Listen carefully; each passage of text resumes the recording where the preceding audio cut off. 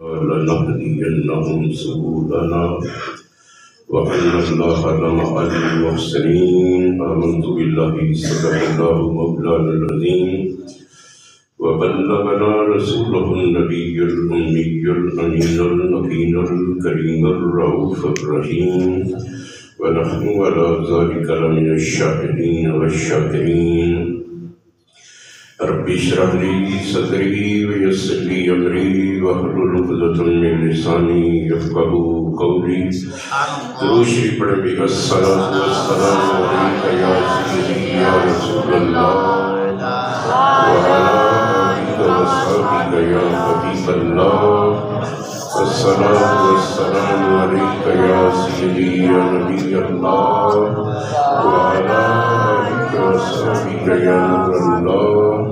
الصلاۃ والسلام علیک یا سیدی یا وسیلتنا فی الدارین وعلى آلك وصحبك يا جد الحسن والحسين.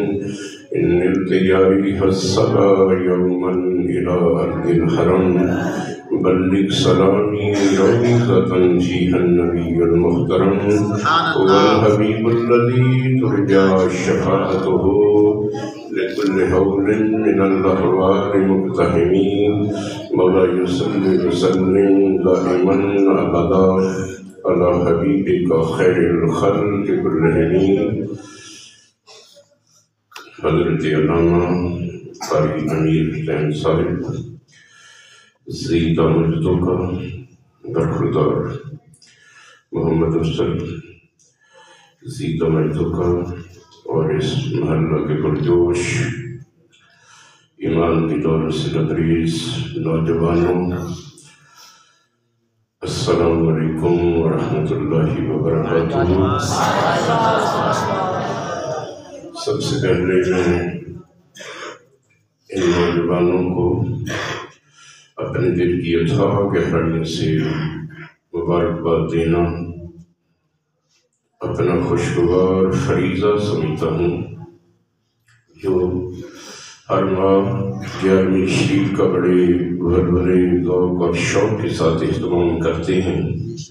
علامہ قاری امیر حسین صاحب کی رہنمائی میں، ان کی سرپرستی میں، جناب افضل صاحب ان کی رہنمائی میں، دیگر اہل محلہ کی تعاون کے ساتھ، ان کی دعاؤں کے ساتھ، جو ہر ماہ حضور غوث اعظم رضی اللہ تعالیٰ عنہ کی 11ویں شریف کا ختم منعقد کرتے ہیں، واقعتاً قابل صد مبارکباد ہیں.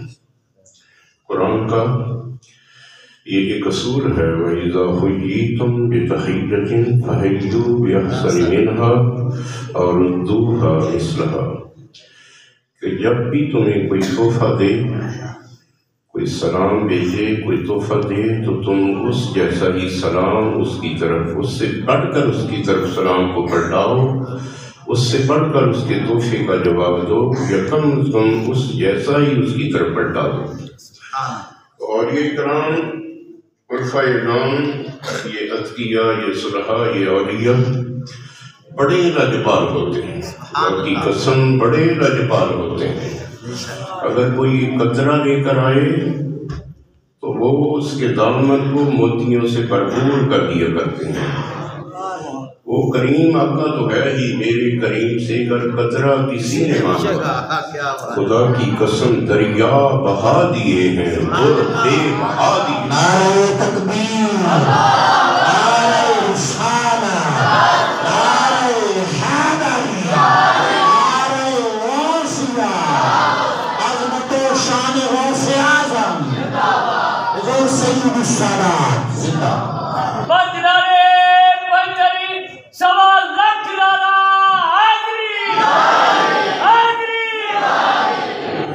شریف اب آپ نے بولنا نہیں ہے، بس آپ کی محبت کو، بلبلے کو میں سلام کرتا ہوں، خاموش رہیے گا، ٹھیک ہے؟ بس نعرے لگاتے ہیں، نعرے تو خیر اہل سنت کے ایمان کی جان ہے، بے شک اس کے بغیر اہل سنت کا کوئی گزارا ہی نہیں ہے.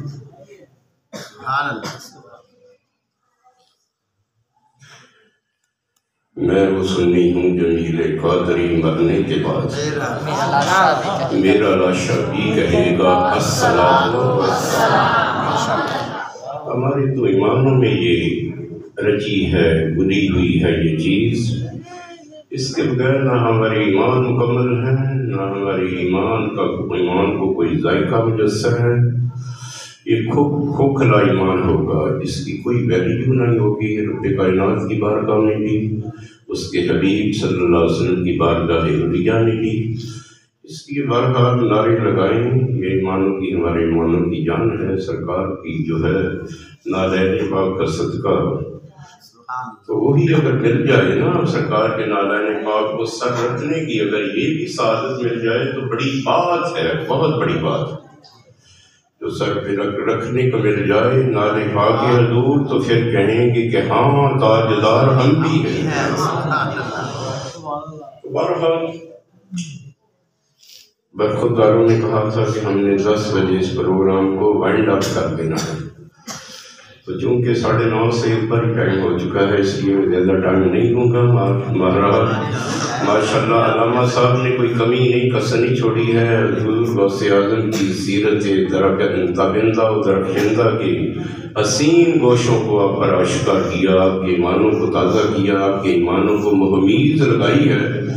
تو میں چند معروضات چند منٹوں کے اندر جو ہے سمیٹ کر آپ سے اجازت چاہوں گا۔ ماشاءاللہ ان کا ایمانی نورانی وجدانی میں بڑے ذوق اور شوق سے ان کا بیان سنا کرتا ہوں۔ اللہ ان کے بیان میں اور وسعتیں اور جلالیاں پیدا فرمائے، اللہ کرے نور بیان اور زیادہ۔ تو بہرحال آپ نے مجھے ناچیز کو کہا تو بہرحال میں اپنے لیے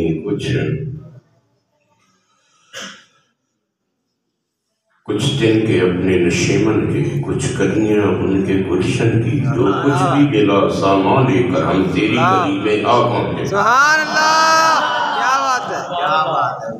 تو جو رب کائنات کی کلام معجز نما کی آیت مبارکہ کی تلاوت کو مجھے شرف حاصل ہوا ہے۔ رب کائنات کی ذات نے اس نے اولیاء عرفہ کی زندگی کی روحانی زندگی کے 2 مرحلوں کو بیان کیا ہے۔ اس آیت مبارکہ میں اولیاء کرام کی روحانی زندگی کے 2 مرحلوں کا ذکر ہے۔ ایک وہ مرحلہ ہے والذین جاہدوا فینا، وہ لوگ جو کوشش کرتے ہیں ہماری راہ میں۔ ایک وہ مرحلہ ہے جس کا تعلق کوشش کے ساتھ ہے، محنت کے ساتھ ہے، مشقت کے ساتھ ہے، ریاضت کے ساتھ ہے، مجاہدت کے ساتھ ہے۔ یہ مرحلہ جو ہے مجاہدہ کہلاتا ہے۔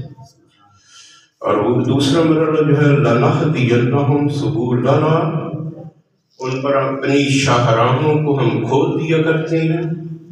یہ مرحلہ جو ہے اس کا تعلق مقام و منزل کے ساتھ ہے۔ تو پہلا مرحلہ جس کا تعلق ریاضت کے ساتھ ہے، کوشش کے ساتھ ہے، محنت و مشقت کے ساتھ ہے، یہ مجاہدہ کہلاتا ہے۔ اور دوسرا تعلق دوسرا مرحلہ جس کا تعلق مقام و منظر کے ساتھ ہے، یہ مشاہدہ کہلاتا ہے۔ تو حضور غوث اعظم رضی اللہ تعالیٰ عنہ مجاہدہ کی بھی اعلیٰ ترین مقام پر فائز ہیں اور مشاہدہ کی بھی اعلیٰ و عرفہ ترین مقام پر فائز ہیں۔ دونوں مقاموں پر آپ اس کے اعلیٰ و عرفہ ترین مقامات پر فائز ہیں حضور غوث اعظم۔ جس کا تعلق مجاہدہ کے ساتھ ہے، حضور غوث اعظم نے اس میں بھی کمال کر دیا۔ آپ جب شہر بغداد میں پہنچے ہیں، وہاں اس کے قریب کھنڈرات تھے، وہاں آپ نے اتنی عبادت کی ہے، جا کر اتنی عبادت کی ہے کہ ان کھنڈرات کا نام بھی برج عجمی پڑ گیا، کیونکہ آپ کا تعلق ایران کی سرزمین وہ قصبہ تھا ایک جھیل یا جیار نامی، وہاں سے کیونکہ آپ جو ہے تشریف لائے تھے شہر بغداد میں، اس لیے آپ کو جیلانی کہا جاتا ہے۔ قصبہ جیل یا جیال کی بنا پر آپ کو جیلانی کہا جاتا ہے۔ جس جگہ میں رہتے ہوں اس کی بنا پر لاہور کے رہنے والے کو لاہوری کہہ دیتے ہیں، فیصل آباد کے رہنے والے کو فیصل آبادی، اس نسبت سے آپ کو جیلانی کہتے ہیں۔ بعض کہتے ہیں اس کا نام ہے گیلان، تو چونکہ عربی میں گاف نہیں آتا تو وہ گاف کو وہ جیم کے ساتھ متبدل کر دیا کرتے ہیں، بدل دیا کرتے ہیں، اس لیے اس کو جیلانی وہ کہتے ہیں، جیلان۔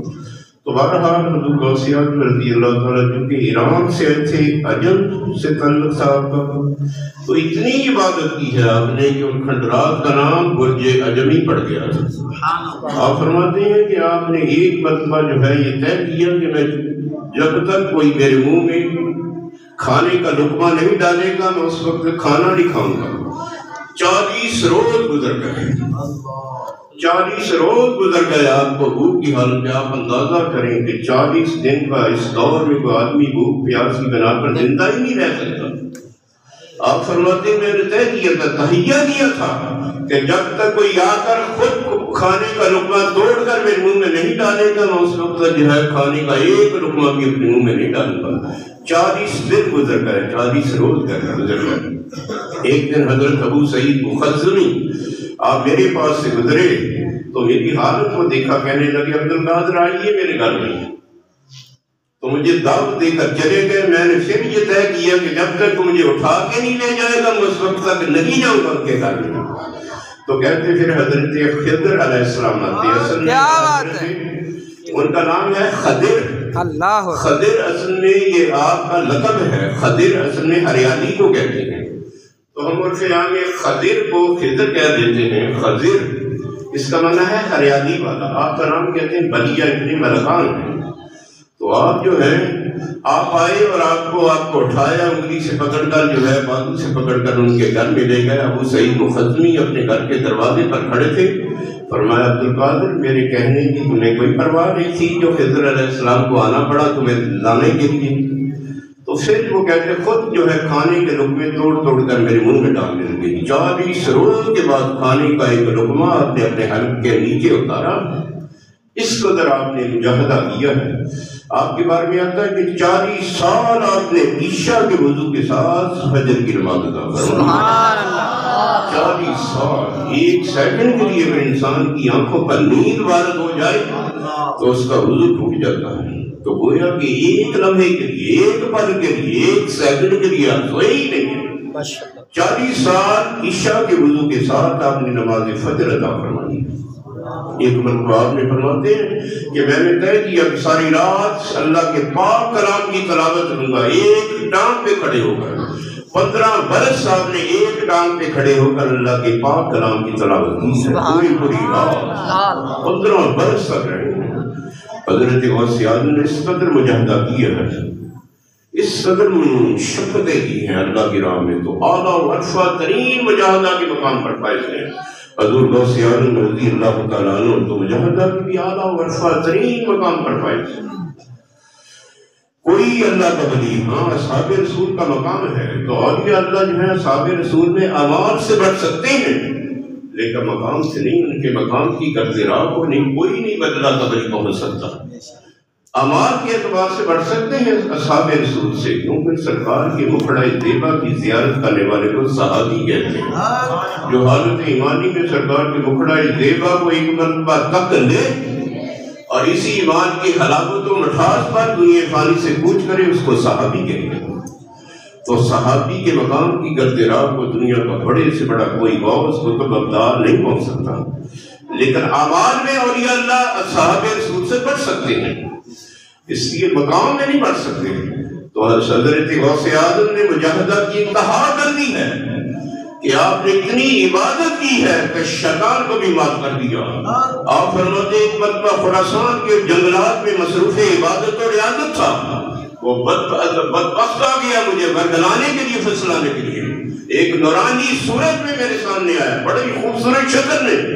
آپ فرماتے آسمان کا اچانک کے نور جو ہے وہ چھایا، اس میں ایک نورانی مکھڑا نمودار ہوا۔ کہنے لگا عبدالقادر تیری عبادت سے میں بہت ہی راضی اور خوش ہوا، میں تیرا رب ہوں، میں نے تیرے لیے تمام حلال چیزیں تو ہیں ہی حلال، حرام چیزوں کو بھی مباح کر دیا۔ آپ فرماتے میں نے اپنے باطن میں جب نگاہ ڈالی یہ حرام چیزیں تو ہمارے آقا مولا پر بھی حلال نہ ہو سکی، میں کس بات کی مولی ہوں؟ تو سمجھ کر کہ فوراً وہ یہ شیطان لعین ہی ہو سکتا ہے مجھے برگلانے کے لیے آیا۔ آپ نے فوراً پڑھا لا حول ولا قوت الا باللہ، فرما اچانک یک اندھیرا چھا جاتا ہے، پھر اچانک سے روشنی کی کرن نمودار ہوئی، اسی میں سے پھر وہ نورانی چہرہ نمودار ہوا۔ کہنے لگا عبد القادر جس مقام پر تم آج کھڑے ہو، اس مقام پر پہنچے ہوئے 70 اولیاء کرام کو میں گمراہ کر چکا ہوں، افسوس تیرے علم نے بچا دیا۔ آپ نے فرمایا پھر میں نے اپنے باطن کی نگاہ ڈالی، فرمایا میرے علم نہیں اور مردود، میرے علم نے نہیں اللہ کے فضل نے بچایا، میرے علم کا جلسہ دے کر غرور میں مبتلا کر کے مجھے گمراہ کرنا چاہتا ہے۔ تو پھر آپ نے لا حول ولا قوت الا باللہ فرمایا، اس نے کہا افسوس آج کے بعد تم پر کوئی ٹائم ضائع نہیں کروں گا۔ حضور غوث اعظم نے اس قدر مجاہدات کیے ہیں کہ دنیا آپ کی عبادت اور ریاضت پر اشش کرتی تھی۔ کون اللہ کا مرد باصفا آ گیا جس نے آ کر بغداد کی اس نگری میں آ کر دھوم مچا دی ہے۔ بڑے بڑے اولیاء جو ہے اپنے سروں کو نیچا کر کے آپ کی بارگاہ میں حاضر ہوتے تھے۔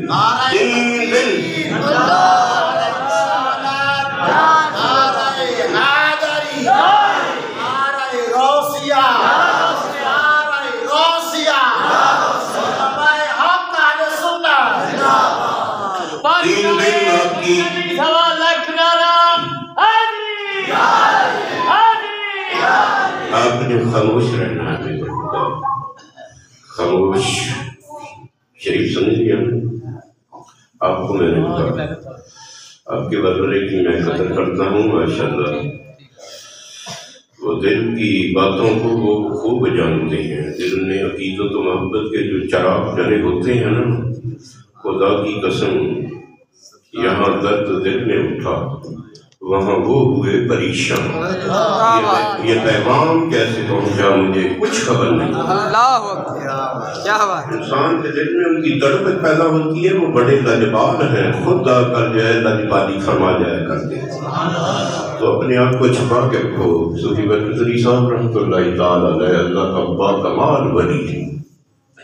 آپ فرماتے ہیں کسی کو کسی گاؤں کی نمبردار کی لڑکی سے عشق ہو جائے نا تو کسی کو بتاتا نہیں ہے، کسی کو بتاتا نہیں ہے، کیونکہ پتا ہے بہت بڑے آدمی کی بیٹی کے ساتھ مجھے عشق ہو گیا، اب اس کا خمیازہ مجھے بھگتنا پڑے گا، ہو سکتا مجھے قتل کروا دے، میرے تن بدن کو آگ لگا دے۔ تو جس کو اللہ کے ولیوں کے ساتھ عشق و محبت ہو جائے وہ اس طرح بیان کرتا ہے، وہ بتاتا نہیں ہے۔ وہ اپنے دل میں، تم اپنے دل میں مدینے کی آرزو رکھنا، خدا کی قسم سے ان کا کام ہے چاہت کی آبرو رکھنا۔ تم اپنے دل میں ان کی محبت کی آرزو رکھا کرو، بس وہ تمہاری چاہت کا برم وہ خود ہی رکھ لیں گے۔ بڑے لجپال جو ہیں، بہت لجپال ہیں، خدا کی قسم۔ اس ضمن میں ایک واقعہ میرے آ گیا ذہن میں بیان کر دوں۔ ہمارے مرشد کا آستانہ ہے، آپ جانتے ہیں گولڑا شریف ہے، گولڑا شریف کی اس گلی کے بھی ہم گدا ہیں، ان کے بچے بچے کے ہم پاؤں کی خاک کو چومنے والے ہیں، کیونکہ فیضان ان کا سب، یہ سب کچھ جو ہے انہی کا فیضان، ان کی نظر کرم ہے، اللہ کے باکمال ولی ہر وہ الگ بات ہے۔ تو ہمارے جو دادا مرشد ہیں وہ سیال شریف میں رہتے ہیں، پیر مہرت شاہ کے جو مرشد ہیں وہ پیر سیال لجپال حضرت خواجہ شمس الدین سیالی۔ تو ہمارا جو ہے دادا مرشد خانہ رکیا سیال شریف ہے۔ یہ موجودہ جو گدی نشین ہیں حضرت حافظ ضیاء الحق دامت برکاتہم القدسیہ، اللہ تعالیٰ ان کی عمر میں اور برکتیں ڈالے، ان کا سایہ تھا قیامت ہمارے سروں پہ سلامت رکھے۔ ان کے والد گرامی تھے حضرت خواجہ حافظ حمید الدین سیاسی، ان کے والد گرامی تھے حضرت خواجہ قمر الدین سیاسی علیہ رحمہ۔ ان کا واقعہ فرماتے میں چھوٹا سا تھا، بچپن میں اپنے والد گرامی کے ساتھ سویا کرتا تھا، تو چونکہ ہمارے ہزاروں نے لاکھوں کے لحاظ سے مریض تھے، آئے روز وہ آتے جو میرے والد گرامی کی دست حق پرست کو چومتے تھے تو میرے ہاتھوں کو بھی چومتے تھے۔ مجھے بڑا اچھا لگتا تھا کہ مجھے جو ہے چومتے تھے، میری بھی بڑی تعظیم کرتے تھے، تو میں اپنے والد صاحب کے ساتھ ہی رہتا تھا، ان کے ساتھ ہی سوتا تھا۔ میرے والد گرامی کا یہ معمول اور روٹین تھی کہ وہ آدھی رات کے وقت ہی، تقریباً آدھی رات ہوتی تو وہ اٹھ جایا کرتے تھے اپنے بستر سے، تو آپ فرماتے میری والدہ جو میرے لیے جو پینے کے لیے دودھ گرم کر کے رکھتی تھیں، ایک برتن میں اور ساتھ ہی چینی رکھ دیتی تھیں اور ایک چینی کا پیالہ جو ہے کچ کا پیالہ رکھ دیتی تھی. میں کبھی جو ہے سونے سے پہلے پی لیتا، کبھی جو صبح اٹھ کر جو پیتا تھا. تو کہتے ہیں ایک رات میرے والد گرامی اٹھ کھڑے ہوئے تو میں بھی ان کے ساتھ اٹھ کھڑا ہوا. اب مسجد میں آئے تو چونکہ وہ دن تھے گرمیوں کے، تو مسجد ہماری مسجد کا سین جو تھے وہ آنے والے زائرین سے کھچا کھچ بھرا پڑا تھا، وہ سوئے ہوئے تھے. تو اب جو مسجد میں چونکہ گنجائش نہ تھی، میں نے کہا میں نے جلدی سے وضو کیا. میرے والد گرامی بھی وضو کر رہے تھے. حضرت خواجہ قمر الدین سیالبی علیہ رحمہ فرماتے ہیں آپ مادر ذات ولی تھے، مادر ذات ولی. فرماتے میری عمر 12 برس کی تھی. ایک دن دلی کے بازار میں سے گزر رہا تھا، بہت ایک اونچی بلڈنگ تھی وہاں پر، 4-5 منزلہ بلڈنگ تھی. تو میں نے پوچھا، بڑی خوبصورت بلڈنگ تھی.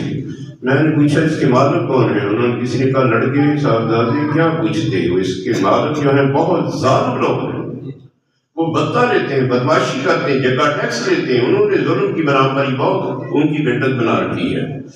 آپ فرماتے میرے دل میں خیال آیا اگر چاہوں تو اس کو اسی وقت کرا دوں. فرماتے میرے دل میں خیال آیا اگر چاہوں تو اس کو گرا کے رکھ دوں. فرماتے اوپر والی منزل کی کھڑکی کھلی اور اس میں سے ایک بزرگ نے جان کے کہا کیا تو یہ ارادہ کرتا ہے، یعنی کیا تو میں اس بلڈنگ کو گرانے کا ارادہ کرتا ہے؟ تو فرماتے میں اپنے ارادے سے باز آ گیا. جس نے مجھے روکا وہ اپنے وقت کا ابدال تھا، اس نے مجھے روک دیا. 12 برس کی عمر تھی حضرت خواجہ قمر الدین سیالبی. فرماتے تو میں جلدی سے وضو کر کے میں نے کہا جاؤں اندر مسجد کے حال میں اور جا کر جو ہے وہ لالٹین وغیرہ جلاؤں تاکہ روشنی ہو. ابھی کہتے میں ان جو ہے جو سوئے پہ تھے ان میں سے گزر رہا تھا اور مسجد کے حال کے دروازے کی طرف بڑھ رہا تھا. مان اچانک میرے دل میں خیال آیا آج تاجدار کائنات کی زیارت ہو جائے تو کیا کہیں. دل میں خیال آیا جیسے دروازہ کھلا میں نے کھولا، پوری مسجد کا حال بکائے نور بنا تھا. خدا کی قسم وہاں ایک نورانی صورت ہستی جلوہ افروز تھی، عربی لباس میں تھی. کیونکہ آپ فرماتے ہیں ہمارے ملک پاکستان اور ہندوستان میں لوگ نہیں تھے غریب، دیار عرب میں بھی تھے، وہاں سے بھی لوگ جو ہے وہ آتے رہتے میرے والد گرامی کی ملاقات کے لیے، زیارت کے لیے. تو اکثر وہ عربی لباس میں ملبوس عرب کے لوگ بھی آتے رہتے تھے. تو میں سمجھا وہ عربی آئے ہوں گے رات مسجد میں سٹے کیا ہوگا. اب کیونکہ وہ بچگانہ ایک لڑکپن کی دور عمر تھی، ذہن تھا. تو آپ فرماتے میں گیا 6 برس کی عمر میں آپ نے قرآن پاک حفظ کر لیا تھا. تو آپ کو عربی سے بڑا شغف تھا. اللہ کا بات ماتر ولی جو ہے اللہ کی طرف سے علم لدنی عطا کر دیا جاتا ہے. وہ پڑھنے پڑھانے کی ضرورت نہیں ہوتی، اللہ کی طرف سے ان کے آپ کی نہایت دل کو کھول دیا جاتا ہے علم کے لیے. تو آپ فرماتے کہ میں نے جا کر سوال پوچھا، شاید وہ عربی آئے ہیں ٹھہرے ہیں. میں نے عربی میں جا کر سوال پوچھا، مسمک من این جیتا، مسمک آپ کا نام نمیس میں گرامی کیا ہے، آپ کہاں سے تشریف لائے؟ مسمک آپ کا نام کیا ہے؟ من این جیتا آپ کہاں سے آئے؟ جب جواب آیا تو کام کے رہ گئے. کتنی لجبال ہے کملی والے کی ذات، کتنے اخلاق کریمانہ کی حامل ہے وہ ذات. فرمایا اسمی محمد جئت من طوبہ، فرمایا میرا نام محمد ہے، میں طیبہ سے آیا ہوں.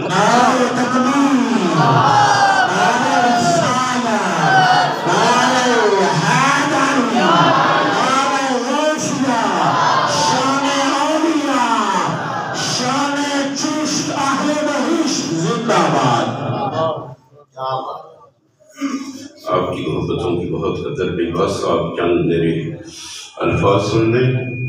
شاید اللہ سے اعظم کی بارگاہ میں پیش کی گئی ہے حاضری ہماری مغفرت کی ضمانت فراہم کر دے، شاید نہیں یقیناً فراہم کر دے گی.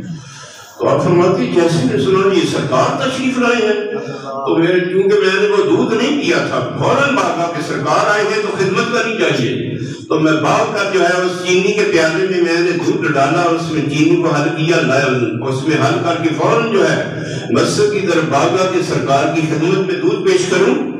تو اسی اسلام میں میرے والد گرامی بھی مسجد کے حال میں تشریف فرما ہو چکے تھے، تو میں جب پانی کا وہ دودھ کا پیالہ تھام کر آیا، میرے والد گرامی نے کہا صاحبزادے یہ کیسے دودھ کا پیالہ لائے ہو؟ عرض کی سرکار ابھی تو آئے تھے، ان کی خدمت کے لیے جو ہے دودھ کا پیالہ لایا ہوں۔ فرمایا صاحبزادے اچھا ہوا، اگر تھوڑی دیر اور جو ہے ان کے جلووں کے سامنے کھڑا رہ جاتا تو تمہاری روح تمہاری کف سے انسری سے پرواز کر جاتی، تم زندہ ہی نہ رہ پاتے، تمہاری روح نے یا تمہارا ساتھ جسم کا ساتھ نہیں دینا تھا، یعنی تمہاری موت ہو جانی تھی، سرکار کے جلووں کی داغ نہ لا سکتے۔ تو ادھر درد دل میں اٹھا، وہاں وہ ہوئے پریشان، یہ پیام کیسے پہنچا مجھے کچھ خبر نہیں ہے، اگر وہ جذبہ صادق تو اکثر ہم نے دیکھا ہے، خدا کی قسم وہ خود تشریف لے آتے ہیں، تڑپایا نہیں کرتے۔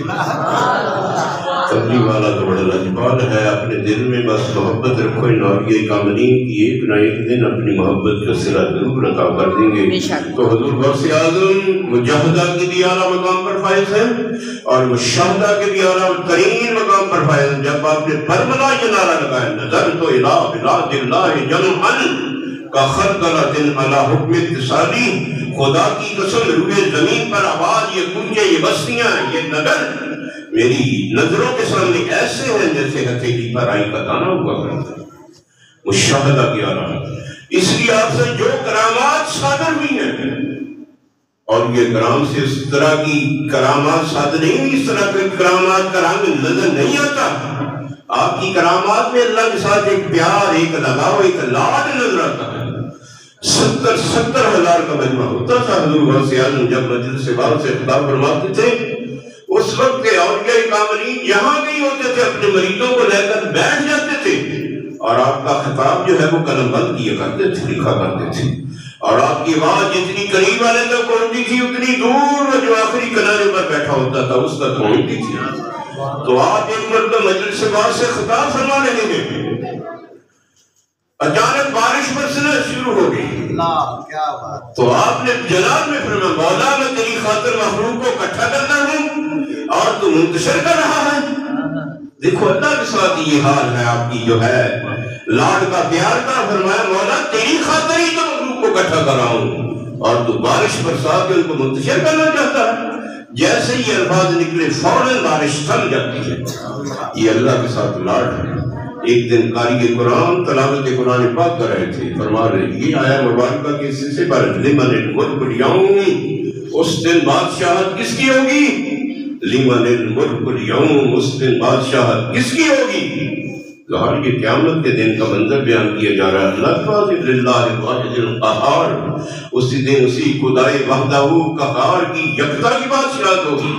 تو حضور غوث اعظم جلال میں آئے، جوش میں فرمایا الملک لی، الملک لی، اس دن بادشاہت میری ہوگی، اس دن بادشاہت میری ہوگی۔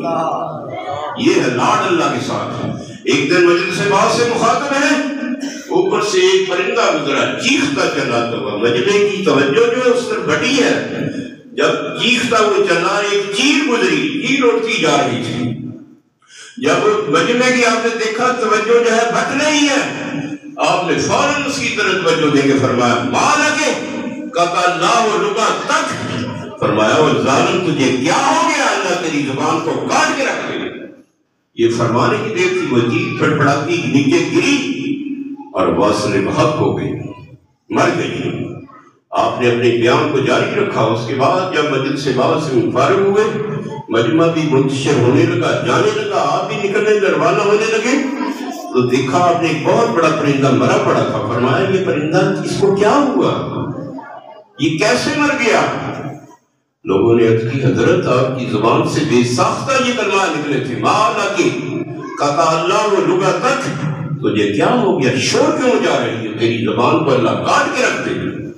تو یہ فرمانے کی دیر تھی کہ اسی وقت پھٹ پھڑاتا نیچے گرا اور مر گیا۔ تو آپ اس کو ٹھوکر لگا کر فرمانے لگے زندہ ہو کر اٹھ کر رونے جا، تیرا مارنا ہمیں مقصود نہ تھا۔ اسی وقت چیخ پھٹ پھڑائی اور ہواؤں کے دوش پہ اڑتی ہوئی چلی گئی۔ یہ اللہ کے ساتھ آپ کی جو ہے کرامات کا ایک لاڈ ہے، انداز نظر آتا ہے۔ حضور غوث اعظم نے ایک مرتبہ مجلس بال سے مخاطب ہے، ہواؤں کے دوش پہ ایک دوپٹہ اڑتا ہوا ہے، ہواؤں کے دوش پہ ایک دوپٹہ اڑتا ہوا آپ کے قدموں پہ آ کر گرا، آپ نے اسی وقت اٹھایا اور فرمایا جا پھر چلا جا واپس۔ اسی طرح وہ دوپٹہ اڑتا ہوا واپس گیا۔ فرمایا اصفہان میں ہماری ایک عارفہ بہن رہتی ہے، اس نے ہماری بارگاہ میں بطور عقیدت و محبت کے یہ دوپٹہ بھیجا تھا جو ہم نے اس کو واپس لوٹا دیا۔ یہ مشاہدہ کے اعلیٰ ترین مقام پر فائز دیا اللہ کا ولی۔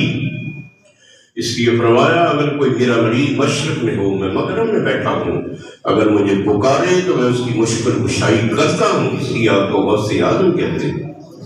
آپ فرمایا میں اس کی مدد کو پہنچتا ہوں۔ حضور غوث اعظم اللہ جبار ہے۔ فرمایا میرے مقام و مرتبے کا کسی کو پتہ ہی نہیں، خدا کی قسم وَلَوْ أَلْقَيْتُ سِرِّي فَوْقَ مَيِّتٍ لَقَامَ الْمَيِّتُ بِقُدْرَةِ الْمَوْلَى تَعَالِی۔ فرمایا اپنا راز اگر میں اپنا مقام کسی مردے پر آشکار کر دوں، بتا دوں کہ میرا مقام کیا ہے، خدا کی قسم مردہ بھی کفن جاتا ہوا اٹھ کر کھڑا ہو گیا۔ یہ مقام ہے آپ کا حضور غوث اعظم کا۔ ایک مرتبہ بغداد کے قبرستان میں اچانک ایک مردے کے چیخنے اور چلانے کی آوازیں آنے لگی۔ جو بھی گزرتے اپنے کانوں کو ہاتھ لگاتے، پتہ نہیں خدا کتنا گناہگار بندہ ہے، اللہ کا اس پر کس قدر عذاب نازل ہو رہا ہے کہ چیخیں اس کی دلدور چیخیں بلند ہو رہی ہیں۔ تو جو بھی جاتا وہ کانوں کو ہاتھ لگاتا ہوا اس سے دور بھاگتا۔ آپ کے مرید باصفا کو پتہ چلا، آپ کے خدام خاص کو وہ بھی گیا تو وہ بھی اپنے کلیجے کو تھام کر چلا آیا، کہنے لگا حضرت ایک ایسے مردے کو یہاں بغداد کے قبرستان میں دفن کیا گیا، پتہ نہیں کتنا گناہگار ہے کہ اس کی دلدور چیخوں سے ہمارے کلیجے پھٹنے کو آ رہے ہیں۔ فرمایا پتہ کرو وہ ہے کون؟ پتہ کرایا گیا، کہا کہ بغداد کے یہ فلاں پرانے محلے کا رہنے والا شخص ہے۔ فرمایا پھر پتہ کرو کبھی ہماری بارگاہ سے اس کوئی خرقہ ملا ہے بطور تبرک، آپ نے اس کو کوئی کپڑا عنایت فرمایا؟ عرض کی حضرت ایسا کوئی موقع نہیں ہم نے دیکھا۔ فرمایا پھر پتہ کرو کبھی اس نے زندگی میں ہمارے پیچھے ایک مرتبہ بھی نماز پڑھی ہے؟ عرض کی کہ حضرت اس کو کبھی ادھر آتے ہوئے دیکھا ہی نہیں گیا کہ جائے کہ وہ نماز پڑھے۔ بہت ظالم تھا، گناہگار تھا، اس نے نمازیں تو بجائے تک آپ کے پیچھے آیا ہی نہیں، کبھی نماز پڑھتے دیکھا ہی نہیں گیا۔ فرمایا پھر پتہ کرو کبھی ہمارے مدرسہ کے دروازے سے گزرا بھی ہے ایک مرتبہ؟ عرض کی حضرت کبھی اس کو گزرتے نہیں دیکھا گیا۔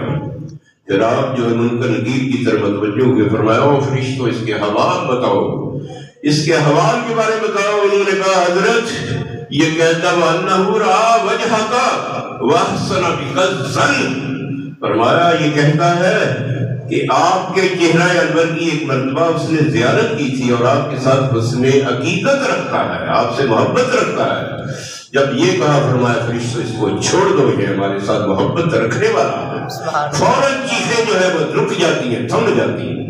حضور غوث اعظم رضی اللہ تعالیٰ کا یہ مقام ہے تو اللہ کے ولی مرتے نہیں ہیں، بلکہ مرحوموں کو بھی مردے لوگوں کو بھی زندہ کر دیے کرتے ہیں۔ اللہ کا ولی مرتا نہیں ہے۔ خدا کی قسم الا ان اولیاء اللہ لا یموتون، مرتے نہیں ہیں، ولیکن ینتقلون من دار الی دار، ایک گھر سے دوسرے گھر میں شفٹ ہو جا کرتے ہیں۔ حضور غوث اعظم رضی اللہ تعالیٰ عنہ کی شان غوثیت کا صدقہ اللہ تعالیٰ ہمارے ہاتھ میں رحم فرمائے۔ ان بچوں نے جنہوں نے بھی اس 11ویں شریف کے ختم میں بڑھ چڑھ کر حصہ لیا، دامیں، درہمیں، قدمیں، سخنیں، اللہ ان کی دنیا کو بھی سنوار دے، ان کی قبا کو بھی سنوار دے۔ وما علیہ السلام۔ السلام علیکم۔